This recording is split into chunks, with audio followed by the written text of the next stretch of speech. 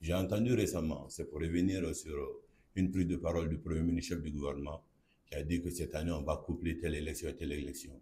En tant que porte-parole de la présidence, je ne suis pas en mesure de vous donner une date des élections, mais nous voulons faire de cette année, conforme à la déclaration du chef de l'État, une année électorale. Les élections, on a un engagement ferme qui a fait objet d'un décret.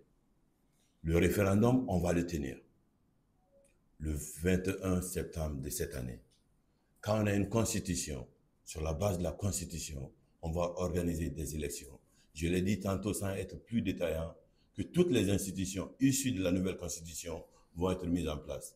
Ce qui devrait se faire par élection, effectivement, va se faire. J'ai entendu récemment, c'est pour revenir sur une prise de parole du Premier ministre chef du gouvernement, qui a dit que cette année, on va coupler telle élection et telle élection. En tant que porte-parole de la présidence, je ne suis pas en mesure de vous donner une date des élections, mais nous voulons faire de cette année, conforme à la déclaration du chef de l'État, une année électorale. Et la première des choses, c'est d'avoir une constitution. Quand nous aurons une constitution, on va faire des élections. Vous voyez aujourd'hui l'engouement et tout ce que ça suscite d'aller vers des élections. Nous aussi, on le ressent puisqu'on vit parmi vous. S'il y a demain une élection, heureusement, et nous le souhaitons vivement, nous voulons un État bâti sur une constitution. À l'issue, on va mettre des institutions en place.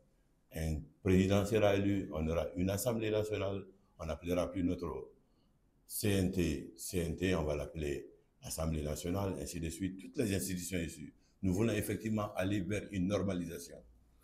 Hier, on disait à quelqu'un que la Guinée attire. Ce sont nos recherches, on parle de nos recherches aujourd'hui. Mais la Guinée n'attire pas que aujourd'hui. La Guinée inspire aussi. Il y a beaucoup d'inspiration que beaucoup prennent aujourd'hui en Guinée. La machine se met en place. Il y a tellement d'institutions qui ont envie que cette situation-là se normalise à jamais pour venir travailler et apporter le bonheur aux Guinéens, que nous-mêmes, si on pouvait faire des élections demain, on allait le faire. Mais il ne faut pas mettre la charrue avant les bœufs. Quand on aura une constitution, après on avancera.